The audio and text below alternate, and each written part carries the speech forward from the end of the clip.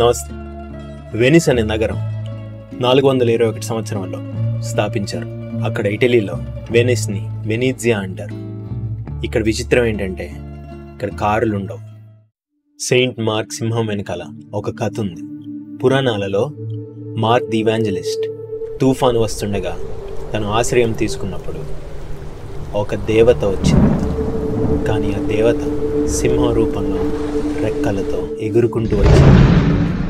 ఈ విధంగా Venice లయన్కి Saint మార్క్తో సంబంధం ఏర్పడి మార్కో పోలో ఒక వెనీషియన్ వ్యాపారి మరియు సాహసికుడు.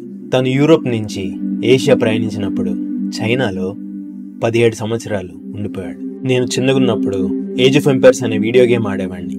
అందులో మార్కో పోలో చీట్ కోడ్ వాడితే మనకి మ్యాప్ అంతా కనపడేది.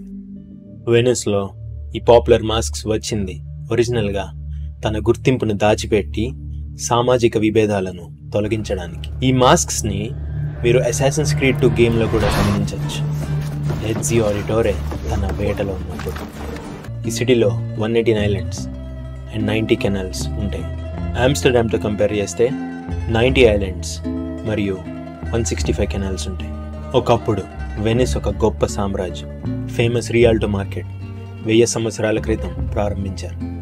ఈరోజు మీరు సుమారు 400 బోట్లు, వాటిని గోండలాస్ అంటారు, అవి మీరు వెనిస్లో చూడొచ్చు. చాలాసేపు గోండలాలో ప్రయాణించాక నేను కెఫే ఫ్లోరియన్కి వెళ్ళాను. అది ప్రారంభించింది 1720లో. అత్యంత పాత కాఫీ షాపుల్లో ఇప్పటివరకు ఆపరేషన్ ఉన్న ఏకైక కాఫీ షాప్.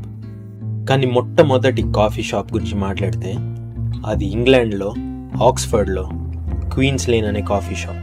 పియాజ్జా శాన్ మార్కోలో సెయింట్ మార్కో బ్యాసిలా 831 సంవత్సరంలో ప్రారంభించారు. ఇక్కడ విచిత్రం ఏంటంటే ఇది అత్యంత లోయెస్ట్ పాయింట్లో కూర్చుంటుంది. అంటే సీ లెవెల్కి జస్ట్ 90 సెంటీమీటర్స్ ఎత్తులో 1797 సంవత్సరంలో నెపోలియన్ వెనిస్ని కాంకర్ చేశాడు. దీన్ని అత్యంత అందమైన డ్రాయింగ్ రూమ్ లాగా గమనించాడు. ఇంకో విషయం అండి, మీరు ఇక్కడ తినడానికి లేదు. బహుశా తిన్నారా మీకు 100 లేదా 200 యూరోలు ఫైన్ వేస్తారు. అదే పనిష్మెంట్. ఇవే రూల్స్.